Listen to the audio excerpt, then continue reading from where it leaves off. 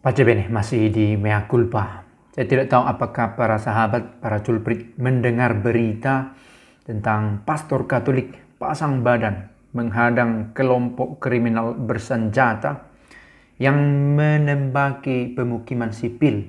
Dan itu terjadi di Blok Wabu di Kabupaten Intan Jaya di Papua pada hari Sabtu 30 Oktober 2021. Tentang kebenaran berita ini tentu harus di cross check lagi. Kalau ada sahabat yang mendapat informasi atau bahkan mengalami langsung, bisa membagikan informasi di kolom komentar video ini. Pastor Katolik pasang badan untuk menghadang kelompok bersenjata yang menembaki penduduk. Oke, ada video tentang itu yang saya tidak unggah di sini, tetapi saya merasa tertarik membahas ini dalam hubungan dengan Hari Raya Semua Orang Kudus yang diperingati, dirayakan oleh gereja pada tanggal 1 November setiap tahunnya. Dan itu bertepatan dengan hari ini. Bagaimana kekudusan itu bisa didapatkan atau dicari oleh manusia? Oke, manusia karena kecenderungannya dia melakukan keberdosaan. Kalau kita tidak katakan kejahatan, dia katakanlah berpotensi memiliki kemungkinan untuk melukai hati Allah dengan perbuatan-perbuatan buruknya. Ada kecenderungannya untuk melakukan yang jahat di hadapan Allah. Mungkinkah manusia bisa mencapai kekudusan? Dan ini pertama-tama kita awali dengan pertanyaan, sebenarnya apa itu menjadi kudus? Begitu ya. Apakah ketidaksanggupan lagi untuk melakukan dosa? Karena kita sendiri membuat satu level, satu standar yang manusia memang tidak mungkin bisa lakukan. Bahwa kudus berarti benar-benar tidak bernoda. Benar-benar tidak ada cacatnya. Benar-benar suci seutuhnya. Konsep ini membuat kita memang kesulitan menerima bahwa manusia itu bisa sampai pada kekudusan. Nah, menarik bahwa dalam satu kesempatan Paus Fransiskus menjawab sebuah pertanyaan. Pertanyaan itu isinya, bisakah seorang umat itu menjadi kudus? Lalu jawaban yang sejauh saya bisa menangkap yang dikatakan oleh Paus adalah, bisa dengan kesadaran bahwa kekudusan adalah kesetiaan kita untuk mengarahkan hidup kita kepada Allah. Oke. Untuk seutuhnya mengarahkan hidup kita kepada Allah.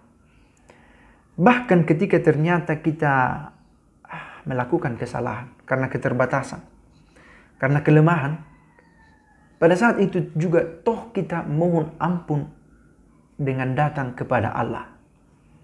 Bukan secara sadar menolak Allah, tetapi kemudian melakukan apa yang kita anggap berarti baik di hadapan Allah.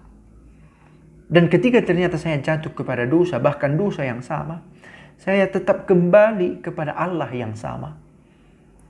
Saya mohon ampun kepadanya atas keterbatasan saya. Dan sejauh saya bisa, saya tetap mengarahkan hidup saya padanya untuk melawan kecenderungan yang jahat. Dan kalau ternyata saya jatuh, saya kembali kepadanya untuk memulai sesuatu yang baik lagi, dan lagi. Dan saya pikir ini satu definisi dari kekudusan yang sangat realistis. Maka kalau ada pertanyaan, bisakah manusia sampai pada kekudusan? Dengan pengertian tadi, mengapa tidak? Pertama harus kita sadari, Allah mencipta manusia itu baik. Allah tidak menciptakan kita pertama-tama untuk berpotensi jahat. Tetapi karena penyalahgunaan kehendak bebas kita jatuh pada keinginan untuk melakukan kejahatan. Tetapi pada dasarnya kita dicipta baik. Sebagaimana kita mengikuti kisah penciptaan Adam dan Hawa di taman di mana tersedia yang baik, dan manusia memutuskan sendiri sesuatu yang buruk pada dirinya. Tetapi sekalipun manusia sudah jatuh ke dalam keberdosaan, Allah tidak tinggal diam, tetapi memberikan pengampunan dan menyelamatkan dengan kehadiran Yesus Kristus sendiri. Oke, kembali ke para pastor yang menghadang kelompok bersenjata itu. Saya pikir itu adalah ulah kesalehan yang tidak gampang untuk dilakukan karena risikonya besar. Tidak setiap orang sanggup mengambil keputusan untuk secara tegas hadir di hadapan orang jahat, mempertaruhkan nyawanya untuk membela yang benar. Untuk berbicara itu gampang, seperti yang saya lakukan ini. Tetapi untuk benar-benar mempertaruhkan nyawa demi membela yang tak berdaya, yang benar, itu tidak selalu gampang. Karena ketika nyawa menjadi taruhan, kadang kita menjadi ciut. Jangankan nyawa, ketika kita harus mempertaruhkan materi yang kita miliki, tubuh kita, nanti saya jadi capek kalau saya melayani, atau waktu kita, habis waktu saya. Kadang kita bisa menjadi ciut, apalagi kalau nyawa yang menjadi taruhannya. Tetapi demikianlah, ternyata ada orang yang sanggup mengejar, mencari kekudusan itu dalam keterbatasan hidupnya. Bukan berarti saya pikir sebagai manusia, toh pastor tadi ada saja kecenderungannya pada yang jahat. Tetapi ternyata ada saja niatnya untuk menjadi kudus. Dan niat menjadi kudus ini, kerinduan untuk tetap terarah kepada Allah ini, adalah tanda-tanda kekudusan yang dimiliki oleh seorang manusia. Dan ini kekuatan, kerinduan yang juga dimiliki oleh setiap orang. Setiap orang rindu mencari penciptanya. Dan kita yakin setiap orang dicipta oleh Allah semata. Tidak ada pencipta lain yang sanggup membuat manusia sama seperti kita. Maka setiap orang berasal dari Allah sendiri. Dan karena setiap orang berasal dari Allah yang kita yakini itu, maka setiap orang pula rindu mencari penciptanya dengan pemahamannya yang berbeda-beda.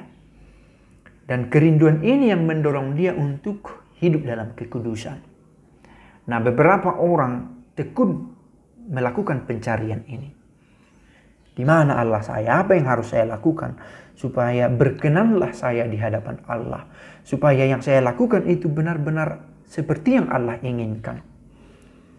Ada banyak orang yang begitu. Tetapi ada banyak juga orang yang tidak konsisten melakukan pencarian pada Allah. Dan inilah yang kita sebut sebagai yang jahat. Karena ketidaksetiaannya untuk mencari Allah dalam hidup. Dan ada kecenderungan itu juga pada diri kita. Karena itulah perjuangan menjadi kudus adalah perjuangan setiap hari yang kita miliki. Pace bene.